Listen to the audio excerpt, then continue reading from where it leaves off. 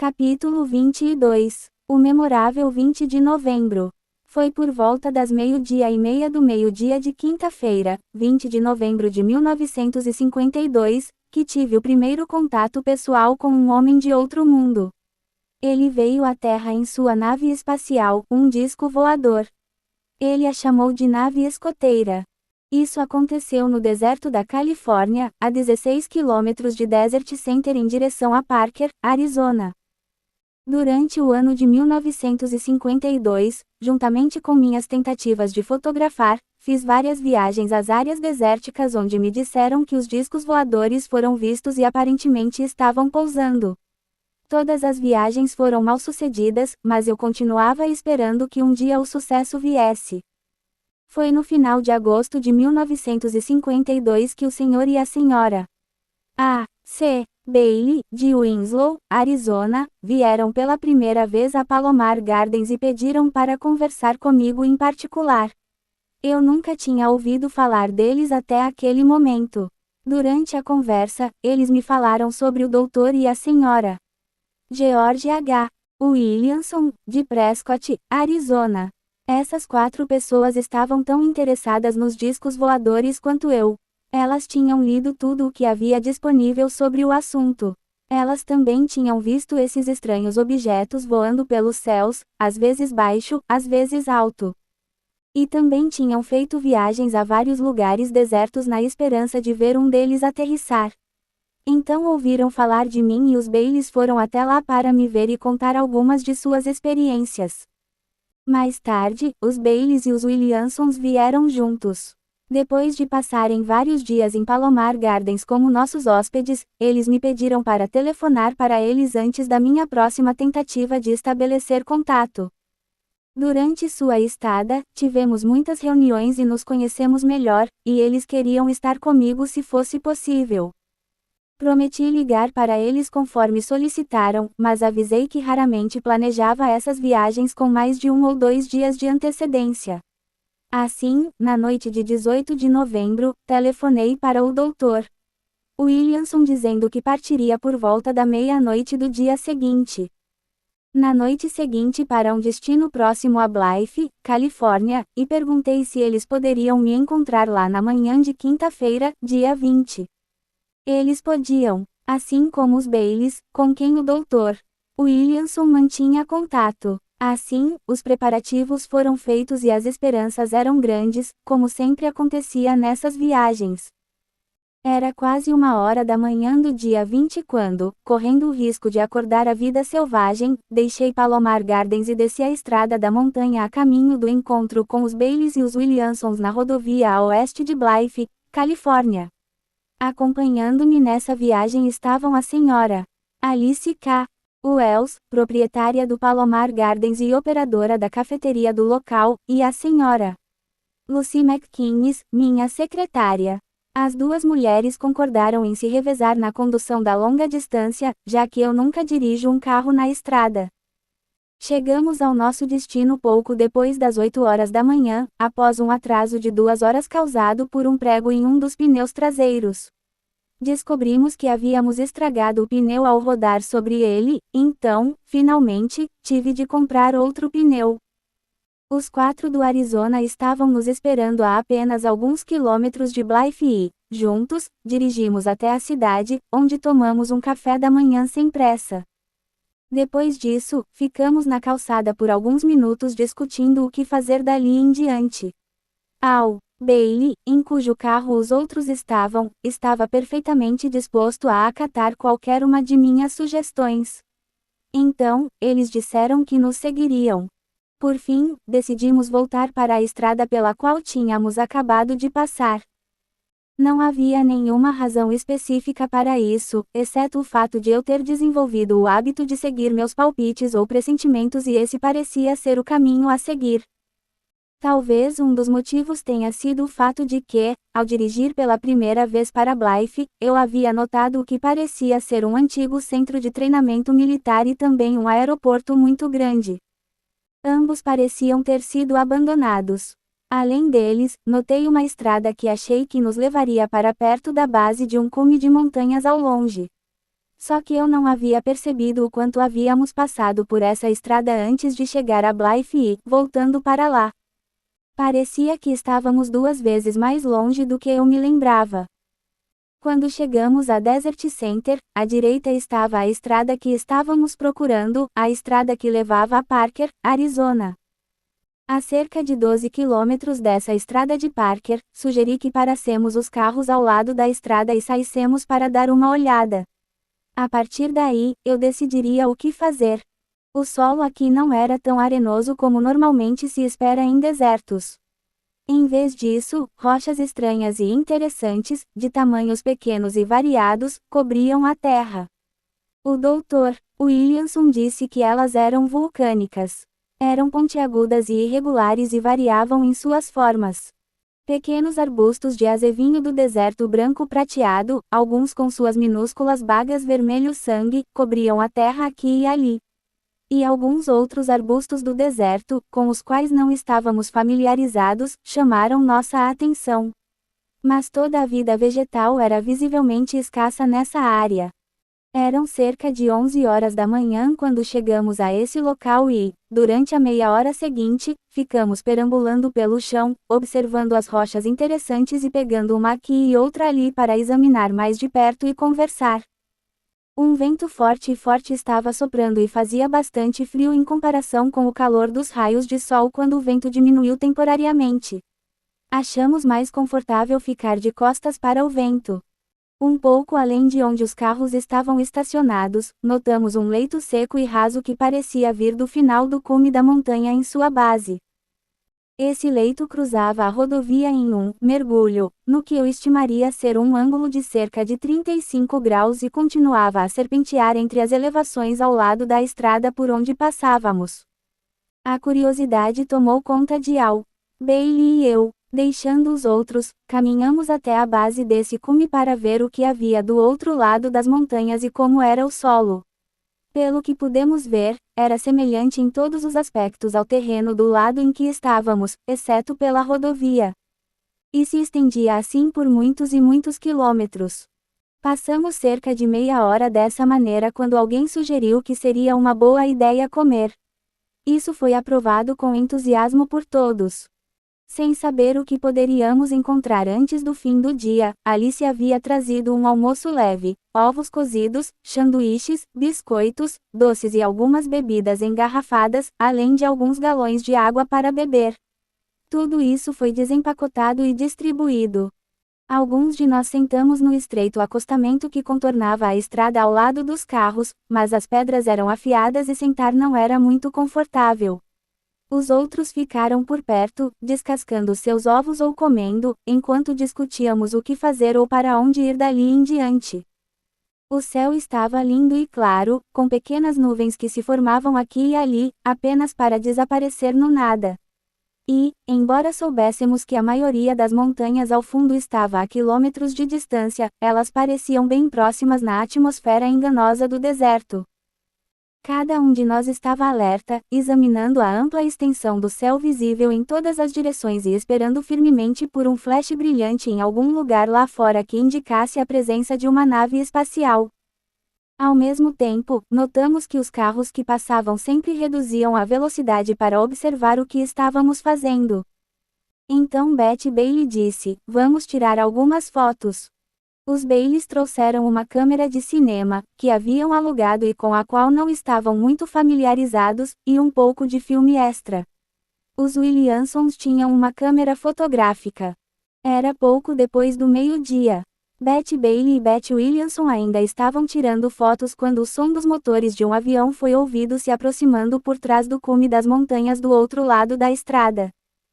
Embora eu tenha dito que essas montanhas ficavam, do outro lado da estrada, a parte mais próxima de sua base provavelmente tinha o comprimento de 2 quarteirões além da borda mais distante da rodovia.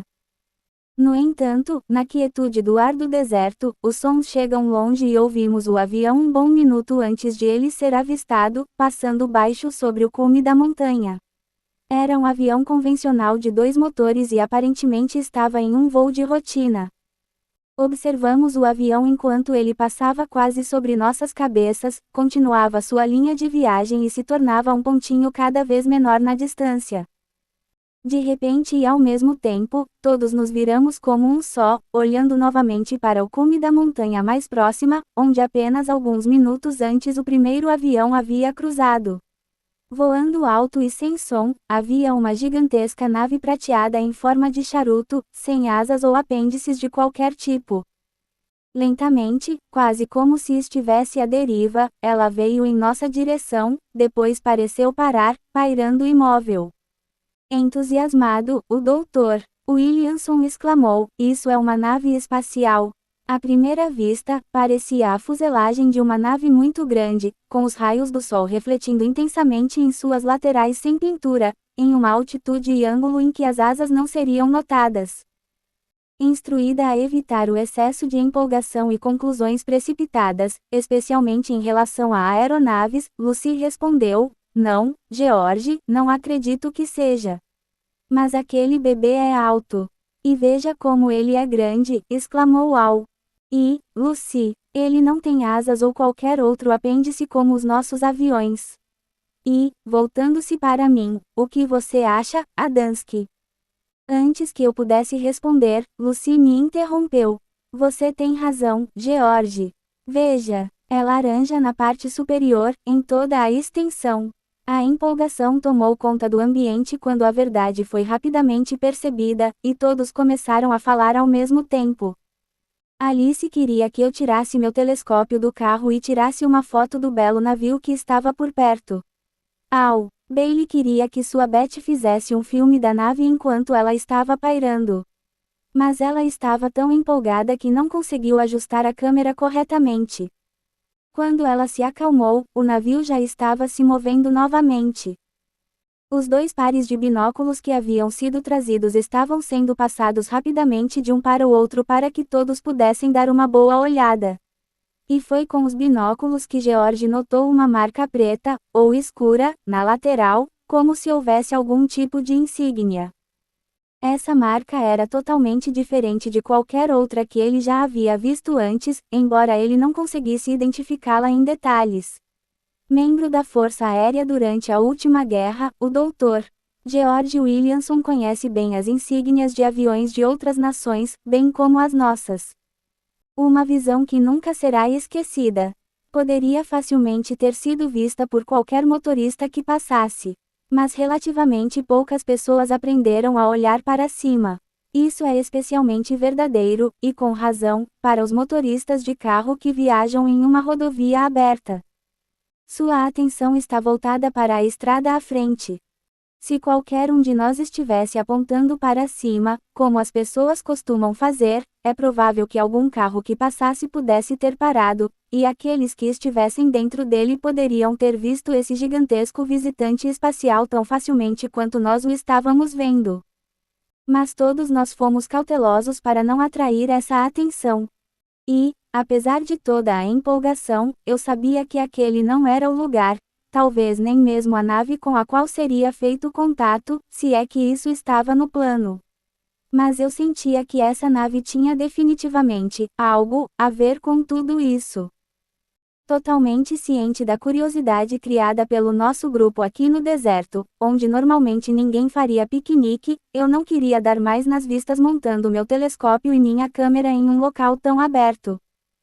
Acima de tudo, eu não queria cometer o menor erro que pudesse impedir um pouso e um contato pessoal, se essa possibilidade existisse. E agora eu tinha certeza de que existia. Eu disse: "Alguém me leve até a estrada, rápido. Aquela nave veio me procurar e não quero deixá-los esperando. Talvez o disco já esteja lá em cima em algum lugar, com medo de descer aqui, onde muitas pessoas o veriam." Não me pergunte por que eu disse isso ou como eu sabia. Já disse que tenho o hábito de seguir meus sentimentos, e foi assim que me senti. Mas não posso lhe dizer por quê. Para aqueles que têm uma compreensão do funcionamento mais sutil da mente, não há explicação é necessária. Para outros, uma explicação pode ser necessariamente longa e difícil. Lucy entrou rapidamente em nosso carro e ligou o motor. Uau! Perguntou se poderia ir também e entrou ao lado dela. Dizendo aos outros que ficassem onde estavam e que observassem atentamente tudo o que acontecia, entrei no banco de trás do carro. Quando Lucy deu a volta no carro e começou a descer a rodovia, Al olhou para cima e eu olhei pela janela de trás e nós dois vimos a grande nave virar também, movendo-se silenciosamente junto com o carro. Mas bem alto no céu e o que parecia ser a metade do caminho entre a rodovia e o cume da montanha. Nós dois a observamos atentamente enquanto andávamos por cerca de 800 metros. Nesse ponto, perguntei a Lucy se ela poderia virar à direita com segurança por uma pequena distância para me aproximar de um ponto que vi e achei que seria ideal para montar meu telescópio. Havia rastros de algum veículo claramente visíveis, e parecia que uma estrada poderia estar no chão diretamente sob a grande nave. Al e eu havíamos notado essa estrada aparente na base e ao longo de toda a extensão desse cume da montanha quando caminhamos até a outra extremidade do cume logo após nossa chegada. Na época em que discutimos o assunto, decidimos que se tratava de um antigo campo de tiro abandonado e que essa estrada havia sido usada por jipes em algum momento. As pedras aqui eram pequenas, mas extremamente afiadas e duras para os pneus. Além disso, havia garrafas quebradas e vidros espalhados, então questionei a sensatez de passar por ali. Mas poderíamos economizar muito tempo e esforço se pudéssemos dirigir. Em vez de carregar todo o meu equipamento à mão, até o local que escolhi, a uns 800 metros da rodovia, na base de uma formação plana, baixa e semelhante a uma colina. Meu equipamento consistia em meu telescópio de 6 polegadas, um tripé e uma caixa de papelão contendo a câmera e os acessórios para o telescópio, os suportes de filme, 7 no total, carregados com filme super rápido, e uma Kodak Brownie. Decidimos tentar chegar mais perto e conseguimos chegar com segurança, parando a cerca de 90 metros do local que escolhi. Nesse ponto, o grande navio parecia estar quase diretamente sobre o carro e, quando o carro parou, ele parou. Al me ajudou a descarregar meu equipamento, montar o tripé e prender o telescópio nele o mais firmemente possível. Isso foi difícil, pois as rajadas de vento estavam soprando muito forte e, apesar de tudo o que podíamos fazer, o telescópio tremia. E uma base não firme nunca é propícia para tirar boas fotos. Mas eu não queria perder muito tempo com esses preparativos porque não sabia quanto tempo me seria concedido. Senti uma necessidade clara de pressa, mas ao relembrar minhas experiências, não tenho certeza se esse sentimento vinha daqueles que estavam na grande nave ou se era criado por minha própria empolgação. Disse ao Al e a Lucy que voltassem para junto dos outros o mais rápido possível e que todos ficassem atentos a qualquer coisa que pudesse acontecer. Como já disse antes, muitas vezes sonhei em realmente conhecer o pessoal de algumas das naves que eu vinha fotografando há vários anos. Já me expressei várias vezes como estando não apenas disposto, mas decididamente ansioso para fazer uma viagem em um disco voador. Isso, apesar de ter ouvido vários rumores sobre o desaparecimento de pessoas, cuja única explicação parece ser o fato de terem sido levadas em algum tipo de nave espacial. A maioria desses rumores parecia bem fundamentada quando os fatos me foram apresentados e, pelo que sei, nenhuma dessas pessoas, sequestradas, havia retornado. Diante do fato de que, se houvesse uma aterrissagem naquele momento, e se me fosse permitido um contato pessoal com a tripulação que aterrissou, havia também a possibilidade de eu também ter o privilégio de fazer uma viagem para algum lugar com eles, até mesmo para o lugar de onde eles vieram. Consequentemente, eu queria ter certeza de que aqueles que estavam comigo testemunhariam minha partida. Foi por isso que adverte todos os meus companheiros para que observassem com muito cuidado e vissem o que fosse possível ver a distância em que estavam de mim. Essa distância era algo entre meio quilômetro e 1 quilômetro. Quando lhes perguntei quanto tempo deveriam esperar antes de voltar para me buscar, mas para ter certeza de que sua presença não interromperia nada do que estivesse acontecendo, disse a Lucy que voltaria para me buscar em 1 hora, a menos que eu lhes desse um sinal antes disso. Expliquei que, quando o disco saísse, se alguém chegasse, como eu esperava, eu caminharia até a estrada e acenaria com meu chapéu. Mas que, em todos os casos, retornaria ao final de 1 hora porque tinha certeza de que tudo estaria terminado naquele momento. Quando o carro se virou para obedecer às minhas instruções, a grande nave espacial virou o nariz na direção oposta. Silenciosa, mas rapidamente, ela cruzou a crista das montanhas e sumiu de minha vista, mas não antes de vários de nossos aviões rugirem sobre nós. Em um aparente esforço para circundar essa gigantesca desconhecida, Al e Lucy conseguiram mantê-lo à vista por mais tempo do que eu porque, na rodovia, estavam mais distantes das montanhas. Só depois que eles se juntaram aos outros é que ele desapareceu de suas vistas quando virou o nariz para cima e disparou para o espaço, deixando nossos aviões circulando, nada. Sozinho com meu telescópio e meus pensamentos, ocupei-me em acoplar a câmera ao telescópio e fazer ajustes na ocular. Esse ajuste tinha o cenário ficou ligeiramente distorcido durante a movimentação e a montagem.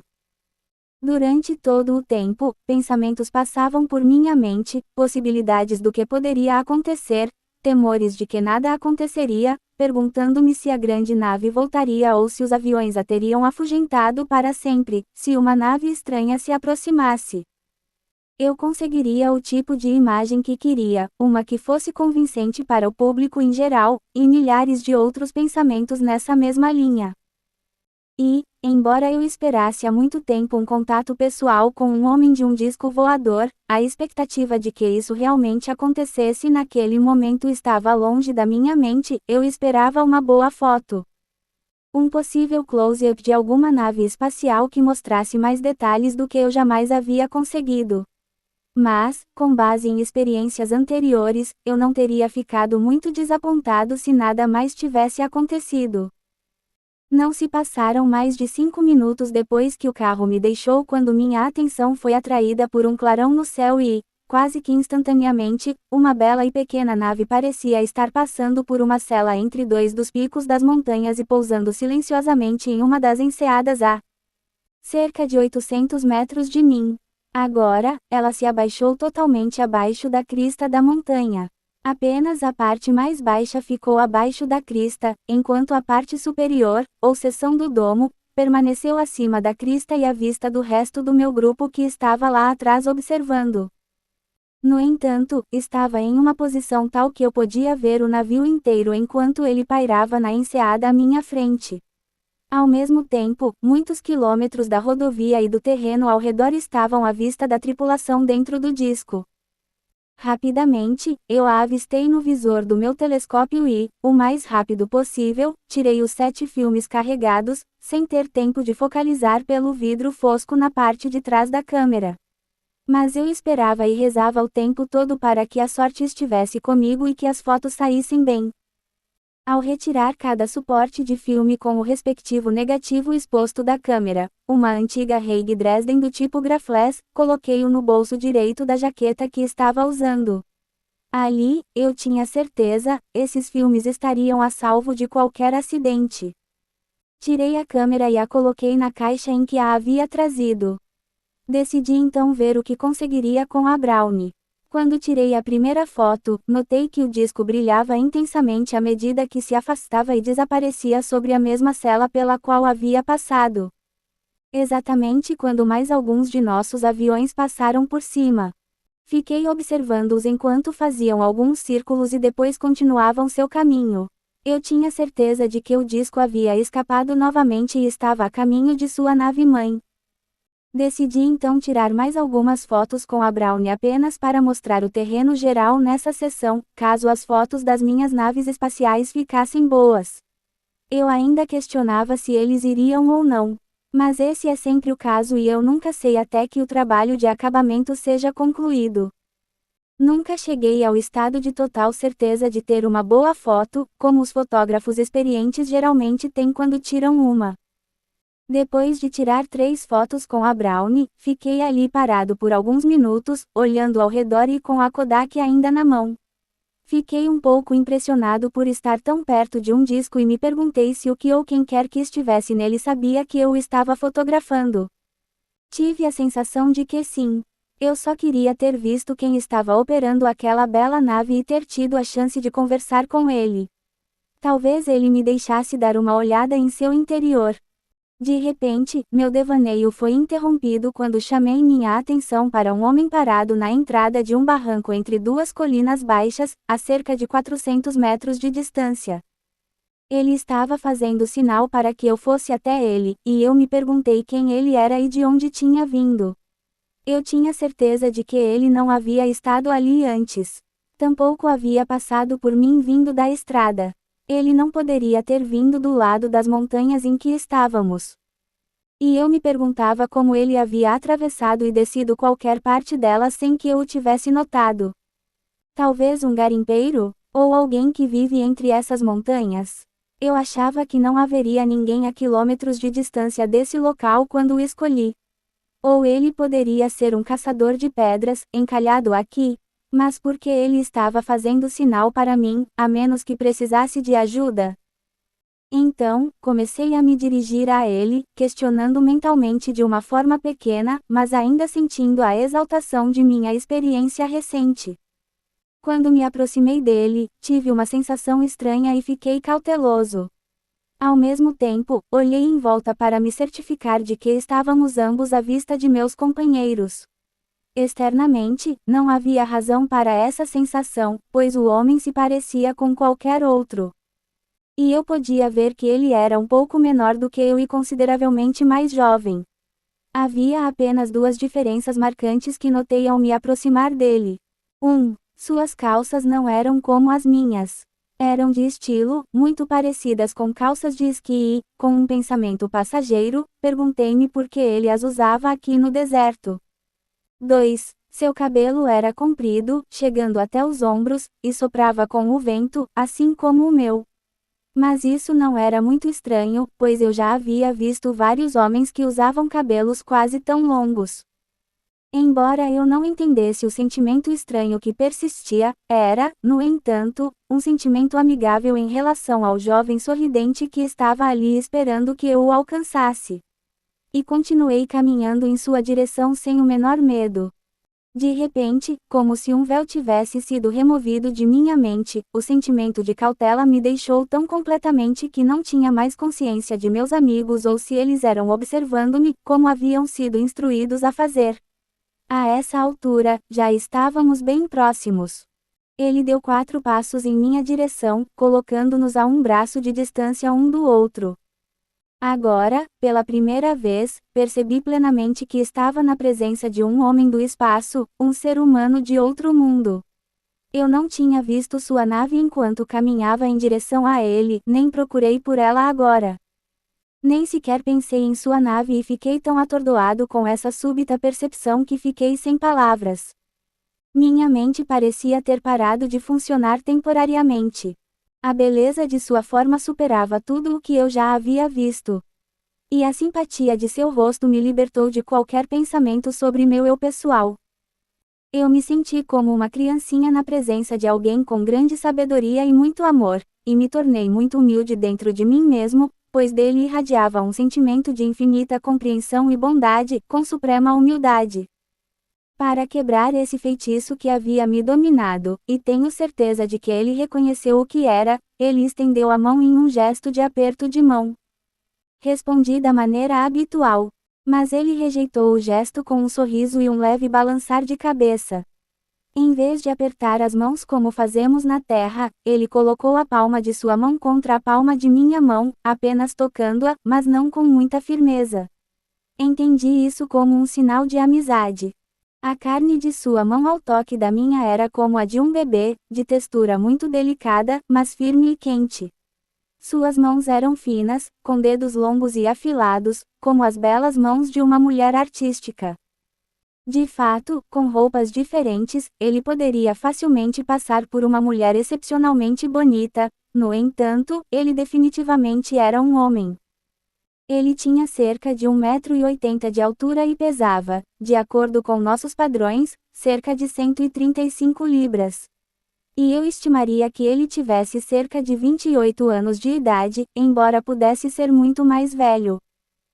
Ele tinha rosto redondo, testa extremamente alta, olhos grandes, mas calmos, verde acinzentados, ligeiramente inclinados nos cantos externos, maçãs do rosto ligeiramente mais altas do que as de um ocidental, mas não tão altas quanto as de um indiano ou oriental, nariz finamente cinzelado, não muito grande, e boca de tamanho médio com belos dentes brancos que brilhavam quando ele sorria ou falava.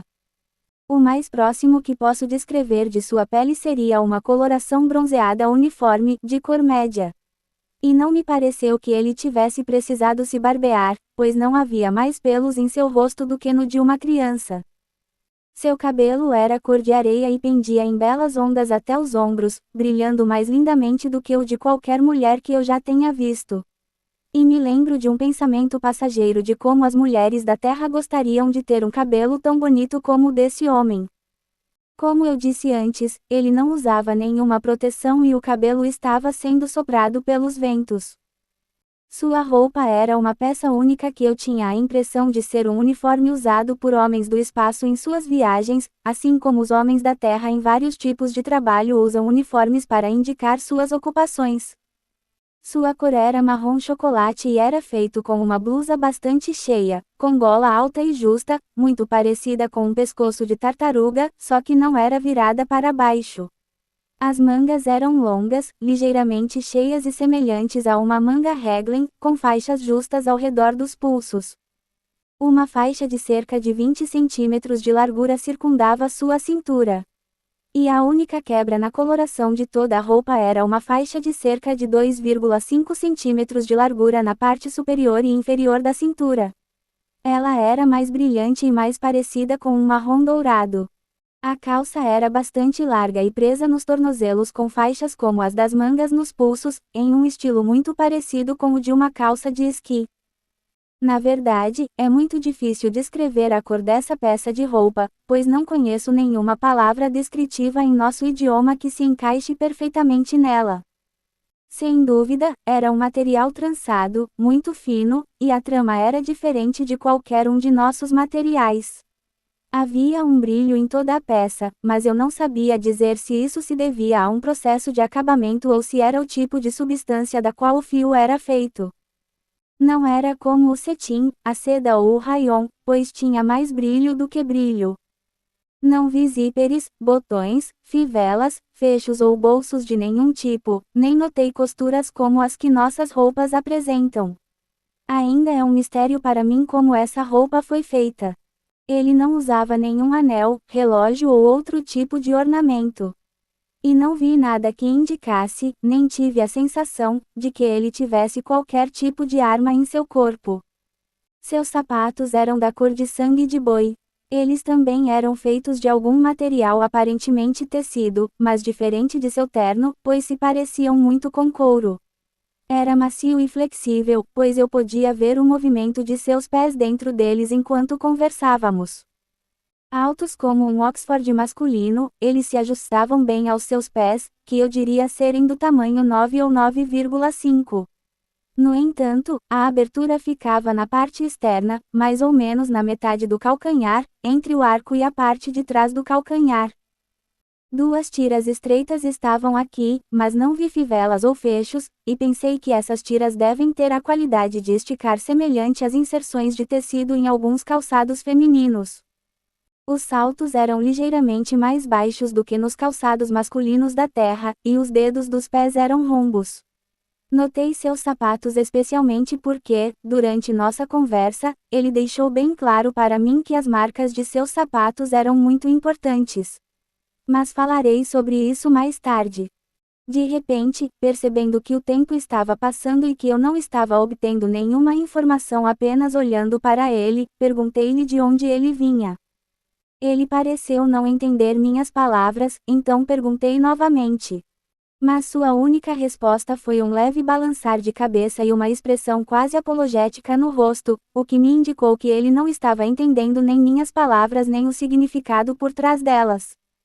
Acredito firmemente que as pessoas que desejam transmitir mensagens umas às outras podem fazê-lo, mesmo que não falem nem entendam o idioma da outra. Isso pode ser feito por meio de sentimentos, sinais e, acima de tudo, por meio da telepatia. Eu vinha ensinando isso como fato há 30 anos e agora concluí que teria de usar esse método se quisesse transmitir qualquer tipo de informação entre nós.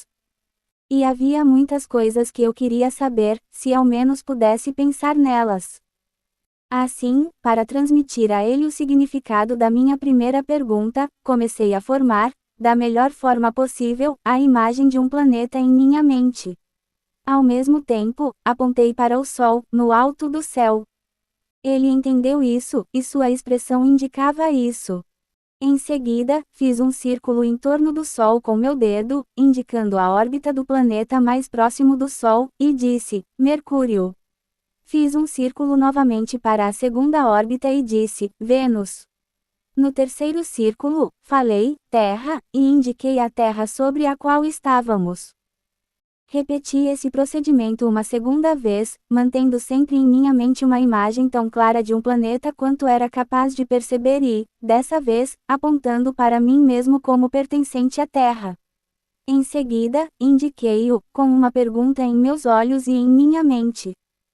Agora ele entendia perfeitamente e, sorrindo amplamente, apontou para o Sol, fez uma órbita, fez a segunda e, em seguida, tocando-se com a mão esquerda, gesticulou várias vezes com o dedo indicador direito em direção à segunda órbita. Entendi que isso significava que o segundo planeta era seu lar, então perguntei: quer dizer que você vem de Vênus? Essa era a terceira vez que eu falava a palavra Vênus em relação ao segundo planeta, e ele balançou a cabeça afirmativamente. Em seguida, ele também falou a palavra Vênus. Sua voz era um pouco mais aguda do que a de um homem adulto. Sua qualidade tonal era mais a de um jovem antes que sua voz completasse a mudança da infância para a maturidade. E embora ele tivesse falado apenas uma palavra, havia música em sua voz e eu queria ouvir mais. Em seguida, perguntei: por que você está vindo para a Terra? Essa pergunta também foi acompanhada de gestos e expressões faciais, além de imagens mentais, assim como todas as perguntas que fiz a ele.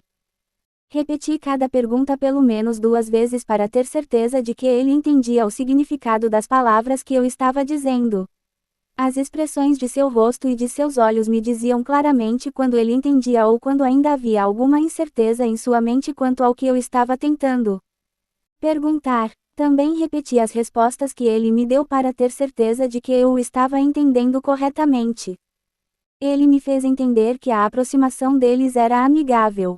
Além disso, como ele gesticulou, que eles estavam preocupados com as radiações que saíam da Terra.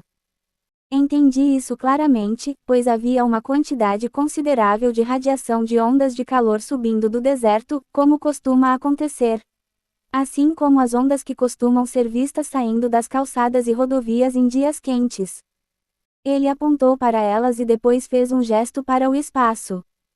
Perguntei se essa preocupação se devia às explosões de nossas bombas com suas vastas nuvens radioativas resultantes. Ele entendeu isso prontamente e balançou a cabeça afirmativamente. Minha próxima pergunta foi se isso era perigoso, e imaginei em minha mente uma cena de destruição. Ele também fez um aceno afirmativo com a cabeça, mas em seu rosto não havia nenhum traço de ressentimento ou julgamento. Sua expressão era de compreensão e grande compaixão, como a que se tem por um filho muito amado que cometeu um erro por ignorância e falta de compreensão. Esse sentimento pareceu permanecer com ele durante o restante de minhas perguntas sobre esse assunto. Eu queria saber se isso estava afetando o espaço sideral. Novamente um aceno de cabeça afirmativo. A esse respeito, deixe-me dizer que os cientistas da Terra sabem há muito tempo que o raio cósmico, como é chamado, é mais poderoso no espaço sideral do que na atmosfera da Terra. E se isso for verdade, não é igualmente lógico supor que a força radioativa das bombas que estão sendo testadas pelas nações da Terra também poderia se tornar mais poderosa no espaço, depois de deixar a atmosfera da Terra? A dedução lógica apoia a afirmação desse homem do espaço. Mas eu persisti e quis saber se isso era perigoso para nós na Terra, além de afetar as coisas no espaço.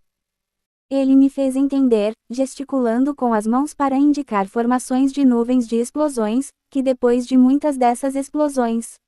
Seu aceno afirmativo com a cabeça foi muito positivo e, nesse caso, ele até falou a palavra, sim. As formações de nuvens eram fáceis de indicar com o movimento de suas mãos e braços, mas para expressar as explosões ele disse, bum.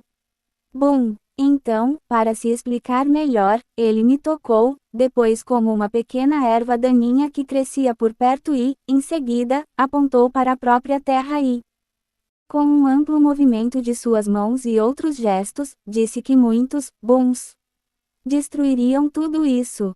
Isso pareceu suficientemente claro, então mudei de assunto e perguntei se ele tinha vindo diretamente de Vênus na nave que eu havia fotografado.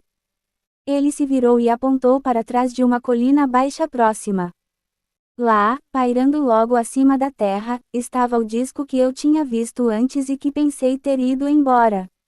Eu estava tão concentrado no homem que não consegui olhar para além dele, para os recônditos da enseada. Para onde a pequena nave aparentemente havia retornado e permanecido pairando durante todo esse tempo.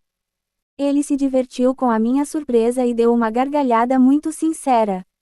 Mas não senti que ele estava rindo de mim e, consequentemente, não me senti constrangido, ri com ele e perguntei se ele tinha vindo diretamente de Vênus para a Terra com aquela nave. Ele balançou a cabeça negativamente e me fez entender que essa nave havia sido trazida para a atmosfera da Terra em uma nave maior. Lembrando-me da grande nave que havíamos visto pela primeira vez, perguntei se era aquela. Sua resposta foi um aceno de cabeça afirmativo. Agora, na imagem da minha mente, coloquei várias embarcações menores, como esta que eu estava olhando, dentro do grande navio. Pela sua expressão, percebi que ele estava recebendo minhas imagens mentais, e comparei essa grande nave com nossos próprios porta-aviões navais. Um aceno de cabeça me disse que era isso mesmo. Então perguntei se a grande nave poderia ser chamada de nave, mãe. Ele parecia entender a palavra, mãe, pois agora seu aceno de cabeça afirmativo era acompanhado de um sorriso compreensivo. Em seguida, perguntei se nossas naves que haviam aparecido ao redor da nave, mãe, e aquelas que se aproximaram e me observaram enquanto eu fotografava sua nave menor o haviam incomodado. Ele respondeu, sim, com um aceno de cabeça. Então perguntei, como sua nave funciona? Com que potência? Embora ele fosse muito habilidoso em telepatia mental, tive certa dificuldade em imaginar essa pergunta em minha mente. Embora eu gesticulasse com as mãos o melhor que podia. Levei vários minutos até conseguir fazer com que ele entendesse o significado da minha pergunta. Mas finalmente consegui. Ele me fez entender que estava sendo operado pela lei da atração e repulsão, pegando um pequeno seixo ou pedra e deixando-o cair, depois, pegando-o novamente e mostrando o movimento. Eu, por minha vez, para me certificar de que havia entendido, peguei duas pedrinhas e as coloquei próximas uma da outra, como se uma fosse magnética, puxando a outra, ilustrando dessa forma enquanto falava a palavra magnético. Depois de um curto período de tempo fazendo isso, ele me respondeu, até mesmo repetindo a palavra magnético, que eu já havia dito várias vezes. Então ele respondeu, sim. Aí me lembrei dos pequenos discos que haviam sido relatados tantas vezes. Isso foi fácil, pois indiquei com as mãos um pequeno círculo, depois apontei para sua nave pairando e para ele, enquanto em minha mente eu me perguntava se esses pequenos discos eram pilotados.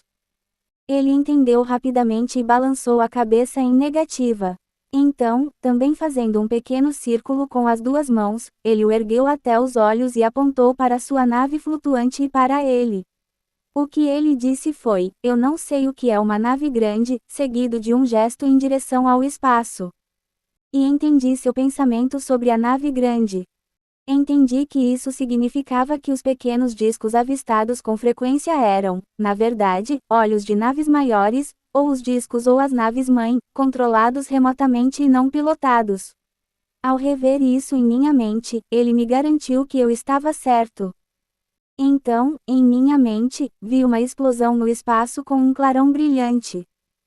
Enquanto essa imagem se formava em minha mente, ele riu e me fez entender que, nesses casos, algo havia dado errado com os pequenos discos, de modo que eles não podiam ser trazidos de volta à nave que os havia enviado. Então, o controle causava uma corrente cruzada, ou curto-circuito. O resultado foi uma explosão. Mas ele me garantiu que isso sempre era feito em uma distância suficiente para que não houvesse perigo para os homens na Terra. De repente, ocorreu-me a ideia de perguntar se ele acreditava em Deus. Ele não entendeu, pois não estava familiarizado com a palavra Deus. Mas, finalmente, consegui colocar o pensamento em minha mente. Ele estava me observando atentamente, de criar algo e, então, com o movimento da minha mão, simbolizando o vasto céu, a terra e tudo o mais. Falei as palavras, Criador de tudo.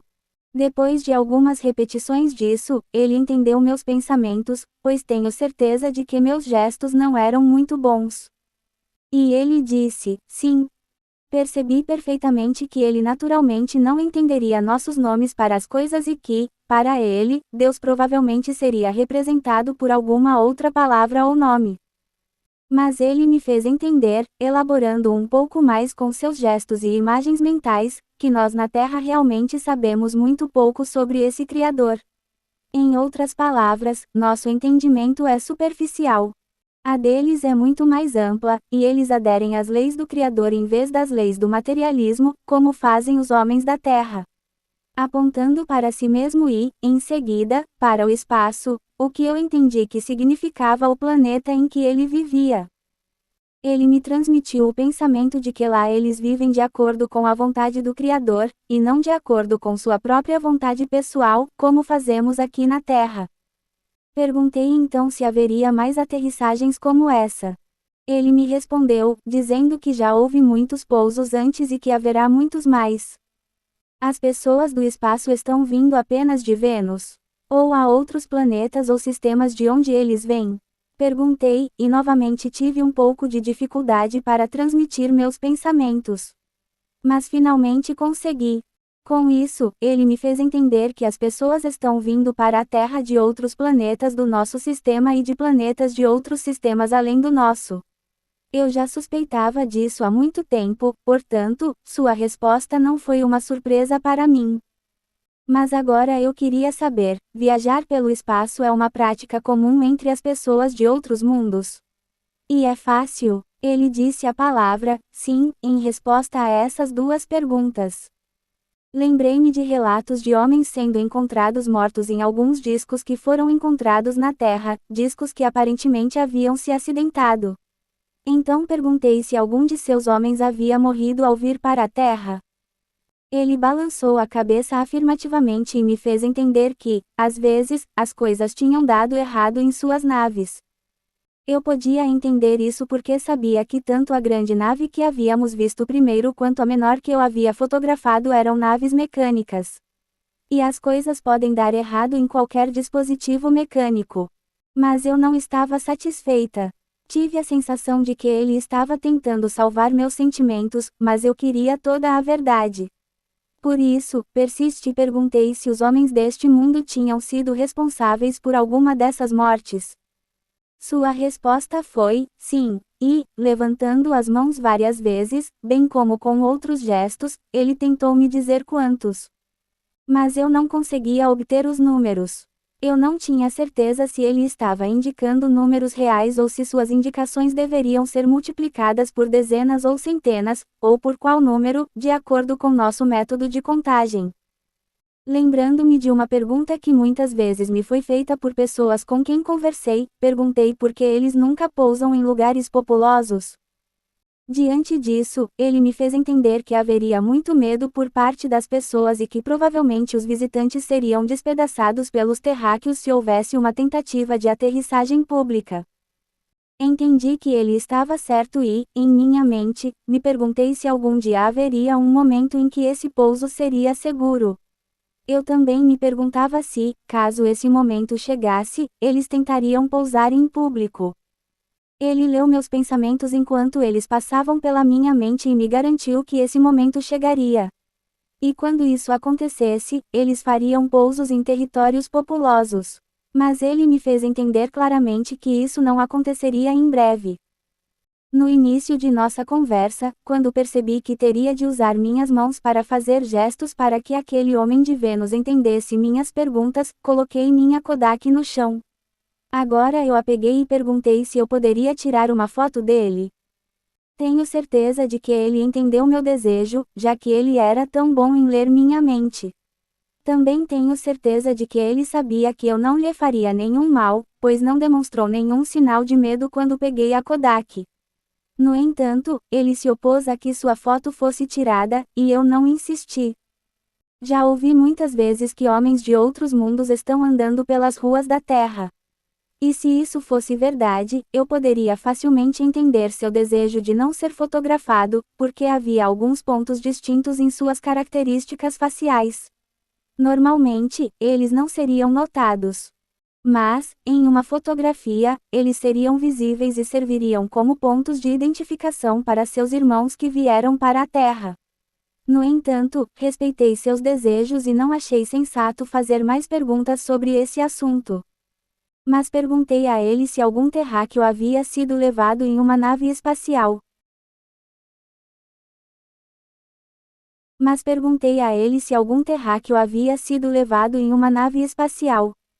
Ele sorriu amplamente e, de certa forma, acenou afirmativamente com a cabeça, embora eu sentisse que ele não estava muito disposto a dar essa informação. Mais uma pergunta persistiu, a respeito de um caso específico que eu conhecia. Ele respondeu a essa pergunta para mim, mas me advertiu para não mencioná-la mais. De fato, posso acrescentar aqui que ele me disse várias coisas que não devo revelar neste momento. Então, mudando de assunto novamente, perguntei quantos outros planetas são habitados.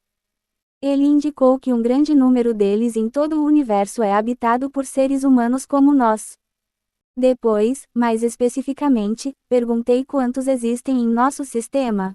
Ele fez um grande círculo com a mão e o cobriu com um movimento de varredura, como se quisesse dizer que eram todos. Perguntei-me se o havia entendido corretamente, e ele me fez ver com firmeza que sim. Naturalmente, minha próxima tentativa foi saber se as pessoas de todos os lugares têm a mesma forma que nós na Terra. Sua resposta a essa pergunta foi enfática, como se ele soubesse exatamente do que estava falando, e entendi claramente que a forma é muito universal. Ele tentou explicar melhor, mas não consegui entender com muita clareza se eles variam em tamanho, cor e textura da carne em vários planetas ou se há uma mistura em cada planeta como na Terra. A análise lógica indicaria a probabilidade da segunda opção. Apesar das conclusões da maioria dos cientistas ortodoxos, sempre me pareceu uma falácia acreditar que outros planetas não sejam o lar de seres inteligentes, assim como a nossa Terra. Todos os planetas são aparentemente feitos de substâncias semelhantes. Todos giram no mesmo espaço. Alguns são maiores, outros menores do que outros, e todos estão em diferentes graus de desenvolvimento, mudando incessantemente. Isso é verdade para todas as formas, sejam elas quais forem, onde quer que estejam. Os telescópios refletores nunca darão a resposta completa. Pois, assim como refletem a luz de um planeta, eles também refletem as partículas que se movem em nossa atmosfera, em todo o espaço e na atmosfera que circunda o corpo que estão estudando. Até que dispositivos mais finos sejam desenvolvidos para filtrar todos os reflexos das inúmeras partículas em movimento presentes em todos os lugares, será impossível fazer uma leitura correta de qualquer outro corpo no espaço com um telescópio refletor. Por outro lado, se e quando a tão falada plataforma espacial se tornar realidade, acredito que os fatos reais sobre o espaço serão revelados aos nossos cientistas em constante busca, e isso causará a reversão de muitas teorias que hoje são aceitas como fatos. A presença de naves espaciais em nossa atmosfera e contatos pessoais como o que fiz provam que as antigas teorias astronômicas estão erradas. Tão completamente erradas quanto a navegação do homem ao redor do mundo provou que a antiga teoria de que a Terra era quadrada estava incorreta. Como existem pessoas em outros planetas, eu queria saber se elas morrem como os homens da Terra morrem. Ele sorriu e se lembrou de uma pergunta que eu havia feito anteriormente, se algum de seus habitantes havia morrido ao vir para a Terra. Então, para esclarecer o assunto para mim, ele apontou para seu corpo e acenou afirmativamente com a cabeça, que os corpos morrem. Mas, apontando para sua cabeça, que eu supus significar sua mente ou inteligência, ele balançou a cabeça em negação, isso não morre. E com um movimento de sua mão, ele me deu a impressão de que isso, a inteligência, continua evoluindo. Depois, apontando para si mesmo, indicou que já viveu aqui na Terra, depois, apontando para o espaço, mas agora está vivendo lá fora. Tentei saber o tempo envolvido nesse tipo de transição, mas não consegui obter uma resposta dele. Recebi uma impressão, mas não posso afirmar com certeza que ela está correta, pois muitos pensamentos estavam passando pela minha mente. Eu poderia ter permitido uma leve confusão. A consciência do tempo começou a me pressionar e havia muitas perguntas que eu ainda não havia feito a ele. Eu estava tentando me lembrar delas e decidir quais eram as mais importantes. Uma pergunta que eu queria muito fazer a ele era: a Lua é habitada? Acredito que sim, e que as pessoas de outros planetas que fazem viagens interplanetárias têm bases lá. Minha teoria sobre outros planetas e a atmosfera que os cerca inclui a Lua. Mas me esqueci desta. Se eu tiver outra chance de conversar com um viajante interplanetário, espero me lembrar de fazer essa pergunta. Também não perguntei seu nome. Mas em uma época como esta, nomes e personalidades são totalmente esquecidos. Eles significam tão pouco e são muito pouco importantes. Talvez, se eu tiver o privilégio de encontrá-lo várias vezes no futuro, eu possa me lembrar de perguntar seu nome. Tampouco perguntaria o nome de qualquer outro viajante interplanetário que eu tivesse permissão para contatar, se fosse de alguma forma semelhante a esse contato. Na verdade, eu nem sequer pensei nesse ponto até que alguém me perguntou mais tarde. Ele também deve ter tido a impressão de que nossa visita estava chegando ao fim e que ele deveria retornar à sua nave de espera. Pois ele continuava apontando para os pés e falando em um idioma que eu certamente nunca tinha ouvido antes. Parecia uma mistura de chinês com uma língua que eu achava que poderia ser uma das línguas antigas faladas aqui na Terra. Não tenho como saber se isso é fato. Foi apenas minha reação ao ouvir, e sua voz era de fato musical. Pela sua fala e pelo fato de apontar para os pés, senti que deveria haver algo muito importante para mim. E quando ele se afastou do local onde estava, notei marcas estranhas deixadas na terra pela pegada de seu sapato. Ele olhou atentamente para mim para ver se eu estava entendendo o que ele queria que eu fizesse. E quando eu disse que sim e que obedeceria, ele pisou com cuidado em outro ponto e em outro.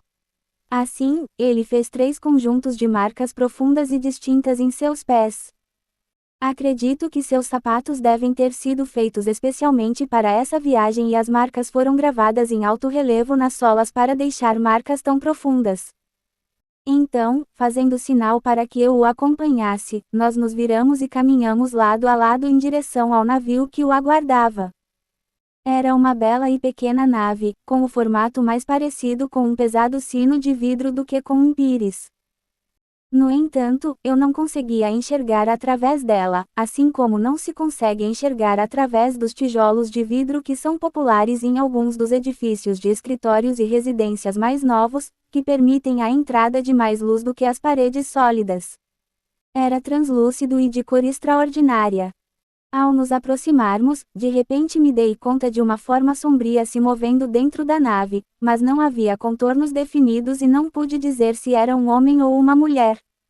No entanto, para que não haja engano, deixe-me dizer que definitivamente não acredito que essa nave fosse feita de vidro como o conhecemos. Era um metal especialmente processado. Deixe-me explicar da seguinte maneira. O carbono é uma substância macia, opaca e elementar. O diamante é uma pedra clara e dura que irradia cores prismáticas na presença de luz, e é quase indestrutível. No entanto, basicamente um diamante é carbono. Por meio de processos naturais de calor e pressão, a natureza transmutou o carbono macio em um diamante duro. Os cientistas da Terra estão trabalhando com esse mesmo princípio e estão tendo sucesso em um grau limitado. Acredito que os homens de outros planetas, mais versados nas leis universais, aprenderam e estão usando essas leis para fins práticos. Acredito que eles saibam como trazer seus elementos primários do estágio opaco para um estágio translúcido, mas praticamente indestrutível em termos de dureza. Como é o caso do diamante. E foi com esse material que essa nave espacial foi feita. E depois de estar tão perto de uma de suas pequenas naves como estive dessa nave escoteira, tenho a firme convicção de que é essa qualidade que as torna tão esquivas aos nossos olhos e até mesmo às câmeras, mas que as mostra nas telas de radar, que exigem algum tipo de densidade para aparecer. Pois os operadores de radar me disseram que as luzes sozinhas ou os reflexos de luz nas nuvens não aparecem nas telas de radar. Nem as nuvens, com exceção das nuvens de chuva e das nuvens ionizadas. Além disso, é essa qualidade translúcida, juntamente com a energia que elas usam, que faz com que muitas vezes apareçam como luzes de cores diferentes sem forma definida. A nave estava pairando acima do solo, a cerca de 30 centímetros de mim e muito perto da margem da colina. Mas a inclinação da colina era tal que a frente, ou a parte dela mais próxima de mim, estava a uns 2 metros acima da terra. O trem de pouso de 3 esferas estava meio abaixado abaixo da borda do flange que o cobria, e tive a impressão de que isso era uma medida de precaução para o caso de eles terem que pousar definitivamente. Algumas rajadas de vento eram bastante fortes e faziam com que a nave balançasse em alguns momentos. Quando isso acontecia, o reflexo do sol na superfície do navio fazia com que belos raios prismáticos de luz se refletissem nele, como em um diamante esfumaçado. Isso também foi observado pelos outros 6 que mantinham uma vigilância constante à distância. O esplendor de suas cores prismáticas à luz do sol superou todas as ideias que eu já tivera sobre naves espaciais. De fato, uma bela visão. A resposta para muitas perguntas. Uma esperança muito acalentada se concretizou. Pois aqui diante de mim, silenciosa na quietude do deserto e pairando como se estivesse pronta para voar, essa nave de construção sobrenatural aguardava nossa aproximação. A própria percepção da experiência que eu estava tendo me dominou, e fiquei sem palavras. Eu não estava mais preocupado apenas com a Terra. Em vez disso, era mais como viver em 2 mundos ao mesmo tempo e, embora eu devesse viver até se eu tiver 100 anos de idade ou mais. Nunca esquecerei a alegria e a emoção da minha primeira aproximação de uma nave de escoteiros do planeta Vênus, um irmão da Terra. Ao me aproximar da nave, notei uma bola redonda no topo que parecia ser uma espécie de lente pesada. E ela brilhava. Fiquei imaginando se isso poderia ser usado como uma extremidade de um polo magnético para extrair energia do espaço enquanto eles se moviam através dele. Nas fotografias, essa bola parece um grande anel, e me perguntaram se ela foi usada para manter as naves menores no lugar na nave-mãe. Duvido disso, a menos que ela esteja suspensa em seu lugar na nave maior por meio da força do magnetismo. Isso poderia facilmente acontecer.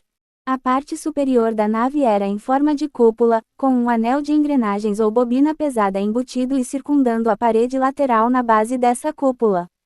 Esse anel também brilhava como se houvesse energia passando por ele.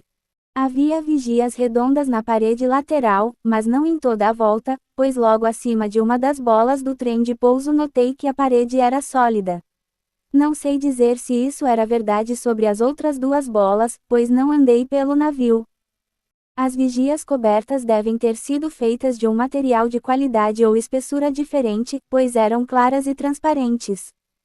E uma vez, por um breve segundo, vi um belo rosto aparecer e olhar para fora. Senti que quem estava lá dentro estava procurando por aquele que ainda estava comigo, mas nenhuma palavra foi dita.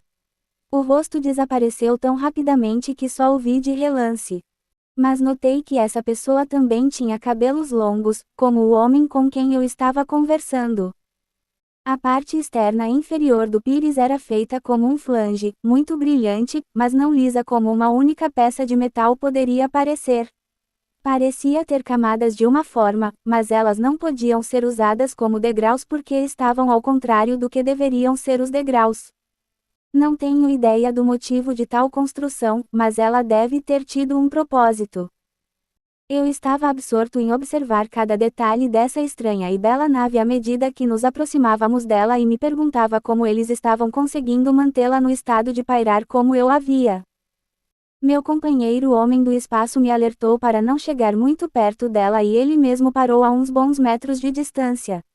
Mas devo ter me aproximado um pouco mais do que ele, pois, quando me virei para falar com ele, meu ombro direito passou um pouco abaixo da borda externa do flange e, instantaneamente, meu braço foi sacudido para cima e, quase no mesmo instante, jogado de volta contra meu corpo. A força foi tão forte que, embora eu ainda pudesse mover o braço, não senti nada quando saí da nave. Meu companheiro ficou bastante angustiado com esse acidente, mas ele havia me avisado e eu era o único culpado. No entanto, ele me garantiu que, com o tempo, tudo ficaria bem. 3 meses depois, suas palavras se provaram verdadeiras, pois a sensibilidade voltou e apenas uma dor aguda ocasional, como a de um osso profundamente machucado, volta a me lembrar do incidente. Naquele momento, eu não estava tão preocupado com meu braço, mas sim com os negativos expostos que ainda estavam no bolso da minha jaqueta daquele lado. Imediatamente, estiquei a mão e os retirei para colocá-los no outro bolso. Enquanto eu os segurava na mão, esse visitante de Vênus estendeu a mão e indicou que gostaria de ter um. Se ele percebeu ou não que a energia de sua nave poderia ter neutralizado o filme até certo ponto, não tenho como saber. Entretanto, a seu pedido, estendi a pilha inteira para ele e ele pegou a primeira. Ele a colocou na frente de sua blusa, mas ainda não vi nenhuma abertura ou bolso de qualquer tipo. Ao fazer isso, ele me fez entender que me devolveria o porta-moedas, mas eu não sabia como, quando ou onde. Perguntei-lhe se eu poderia dar uma volta em sua nave. Ele balançou a cabeça. Então perguntei se poderia entrar para ver como era lá dentro. Mas, sorrindo muito cordialmente, ele me fez entender que isso seria impossível naquele momento, pois ele precisava ir embora. Fiquei um pouco decepcionado, mas ao mesmo tempo tive esperança de que haveria outra ocasião e outra oportunidade. Como não tive permissão para entrar no navio, não posso responder a todas as perguntas que me fizeram sobre sua construção, ar-condicionado, etc. Entretanto, minha teoria é que eles resolveram seus problemas de construção de naves espaciais da mesma forma que nós aprendemos a construir submarinos. Para viagens subaquáticas, acredito que os problemas do espaço e da água são muito semelhantes no que diz respeito a viajar através deles. Ambos são fluidos. A água é composta apenas de gases na forma líquida. O espaço é composto de gases em estado livre. Com alguns passos graciosos, ele alcançou o banco na parte de trás do navio e subiu para o flange. Pelo menos foi o que me pareceu. Não sei ao certo onde era a entrada ou como ele entrou no navio, mas quando ele se levantou silenciosamente e se afastou, virou um pouco e viu uma pequena abertura no centro do flange sendo fechada pelo que parecia ser uma porta deslizante. Também ouvi os dois ocupantes conversando, e suas vozes eram como música, mas não conseguia entender suas palavras.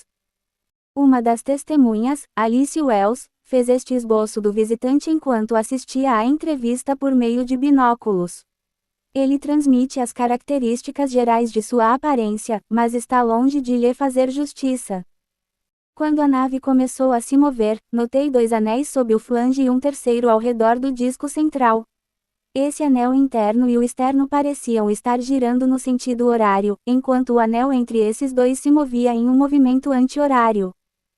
Enquanto eu estava nesse recesso montanhoso, um homem solitário observando a bela nave escoteira deslizar silenciosamente sobre o cume das montanhas e desaparecer no espaço, senti que uma parte de mim estava indo com ela. Pois, por mais estranho que possa parecer, a presença desse habitante de Vênus era como o abraço caloroso de grande amor e sabedoria compreensiva e, com sua partida, senti a ausência desse abraço caloroso. Havia um vazio que só pode ser comparado aos sentimentos experimentados quando uma pessoa muito querida se vai, no entanto, a saudade de sua presença permanece. E até hoje sinto o mesmo vazio e saudade sempre que penso nesse visitante de outro mundo. No entanto, havia aí uma alegria inexprimível pelo privilégio que me foi dado de vislumbrar amigos de um mundo além desta terra, e o êxtase de uma visita a um deles. Depois que essa pequena nave desapareceu completamente de vista, voltei apressadamente para as pegadas que meu amigo havia gravado tão fortemente em minha mente. Enquanto caminhava de volta para elas, notei que tanto as pegadas dele quanto as minhas eram visíveis, pois havíamos caminhado juntos em direção à nave que pairava. Mas as dele eram mais profundas do que as minhas em todos os aspectos. Quando cheguei ao local onde ele havia gravado as marcas de forma tão deliberada, peguei algumas pedras e coloquei uma borda ao redor das pegadas até que eu pudesse chamar os outros para vê-las e o Dr. Williamson pudesse fazer moldes delas. Eu sabia que ele poderia fazer isso porque, como antropólogo, ele tinha muita experiência nessas coisas.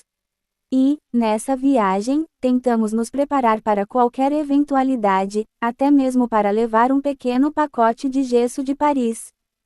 A caminho da rodovia para sinalizar aos outros, como havíamos combinado, parei momentaneamente ao lado do meu telescópio para colocar a Kodak Brownie na caixa com a câmera que pertencia ao telescópio.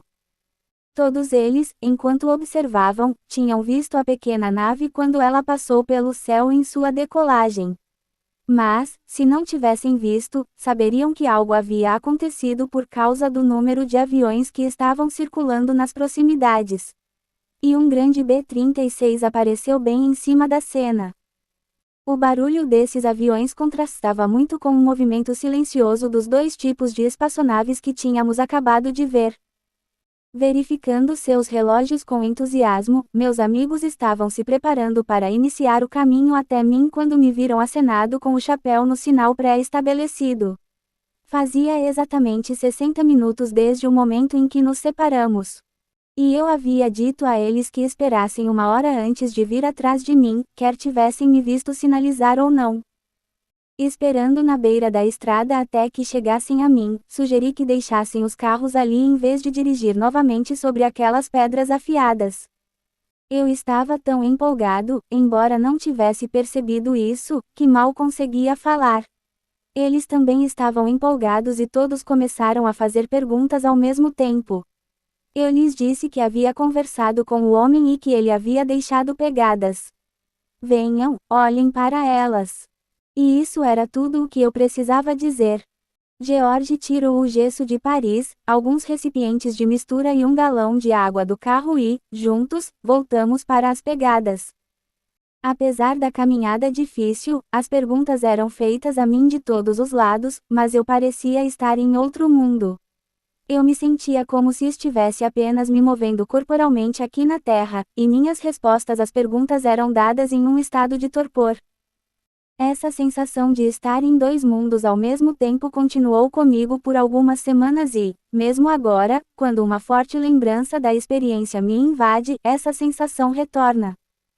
Ao chegar ao local onde o visitante e eu estávamos conversando e onde as pegadas estavam propositalmente cravadas na terra, todos se reuniram, com várias exclamações ao notar as estranhas marcas. De fato, havia uma mensagem que exigiria muito trabalho para ser interpretada. As duas Beths tiraram fotos das impressões, enquanto Alice, uma esplêndida artista, as desenhou, pois cada impressão continha marcas diferentes. Depois de fotografá-las, Betty Bailey também fez esboços rápidos delas. Pelo que sei, nenhuma dessas fotografias ficou boa o suficiente para mostrar algo distintamente. Não havia gesso de Paris suficiente para fazer moldes de todas as impressões, havia mais de uma dúzia de boas impressões dos passos do visitante enquanto ele caminhava do navio até onde estávamos conversando e depois retornava ao seu navio. Assim, George conseguiu fazer apenas um bom conjunto completo e dois conjuntos parciais. O único conjunto bom ele levou para casa, para tratamento de preservação e estudo cuidadoso. Um dos outros conjuntos ele me deu, e o terceiro conjunto ele levou para casa na esperança de que alguns dos símbolos aparecessem mais claros nos moldes parciais e, juntos, ele pudesse obter símbolos mais detalhados para estudar. Desde então, ele tem feito um excelente trabalho de interpretação desses símbolos a partir de mapas astronômicos e simbologia antiga. Portanto, agora temos uma mensagem parcial. Outros também trabalharam de forma independente em um esforço para aprender a mensagem dos símbolos. E, embora muito tenha sido aprendido, ainda há muito trabalho a ser feito antes que a mensagem completa seja conhecida. Já me perguntaram, a esse respeito, como os símbolos de outro planeta poderiam ser interpretados aqui na Terra. O raciocínio com o qual essas pessoas têm trabalhado é duplo. 1. Que civilizações antigas viverão na Terra, cujo desenvolvimento e compreensão do universo em que viviam eram muito superiores aos do homem atual. Assim, seus símbolos, registros de sua sabedoria, seriam de natureza universal. Se, por meio de uma comparação cuidadosa, os símbolos nas marcas dos pés fossem semelhantes aos deixados na Terra por civilizações antigas, uma mensagem compreensível poderia ser elaborada. 2. A astronomia tem seus símbolos. Se algum deles fosse encontrado nas pegadas, eles poderiam ser entendidos como marcos no espaço, atualmente sendo usados por homens de outros mundos em viagens interplanetárias. E assim uma mão útil é estendida aos homens da Terra enquanto eles voltam seus pensamentos e esforços para viagens espaciais. Durante todo o tempo em que as pegadas estavam sendo fotografadas, esboçadas e moldes feitos delas, aviões circulavam acima como se tentassem ver o que estava acontecendo lá embaixo no chão, estreitando seus círculos, alargando-os e inclinando-se conforme giravam. Eu estava ciente de sua presença porque seus motores ressoavam no ar parado do deserto, e às vezes uma sombra cruzava o chão. Mas eu não estava interessado o suficiente para tentar contar quantos havia em um momento, ou durante todo o tempo. Meus pensamentos estavam mais com meu visitante recente e sua nave. Várias horas foram consumidas antes que a excitação diminuísse um pouco e os moldes fossem feitos e suficientemente secos para embrulhar e embalar para transportar sem perigo de desmoronar ou quebrar. George e Al pediram permissão para fazer um relatório para um jornal do Arizona e eu concedi. Eles decidiram dirigir até Phoenix, já que era a cidade grande mais próxima, cujos jornais provavelmente teriam a maior cobertura. Eles me fizeram uma série de perguntas para ajudá-los em seu relatório, uma das quais foi: qual era o tamanho do disco? Eu respondi: cerca de 20 pés, mas eu ainda estava naquele atordoamento, e não me lembrava de realmente ter notado o quão grande ele era. Eu tinha anotado os detalhes e não o geral. Mas para substanciar seu relatório, eu dei a eles alguns suportes com filme exposto para o jornal terminar e usar. Se assim desejassem. Levamos o telescópio e outros equipamentos para a rodovia e embalamos tudo com segurança nos carros. Depois que tudo foi embalado e verificado para uma viagem segura, e enquanto todos nós estávamos dando uma última olhada longa ao redor deste, para nós, local histórico, Al fez um marcador de pedras e uma garrafa vazia para localizar o lugar novamente se alguém quisesse sair em um futuro próximo. Para investigar e ver as pegadas. Fiz um tipo diferente de marcação em um arbusto próximo. Então dirigimos até o Desert Center para jantar. Provavelmente parecíamos um grupo distante e de olhos grandes, no pequeno restaurante naquela noite, enquanto tentávamos associar uma coisa tão mundana como nutrição corporal com a verdadeira experiência sobrenatural, da qual tínhamos acabado de sair. Al pegou a leitura do velocímetro em seu carro e eram exatamente 10,2 milhas do local na rodovia até o cruzamento no Desert Center. Esta foi a única leitura precisa de quilometragem feita naquele dia.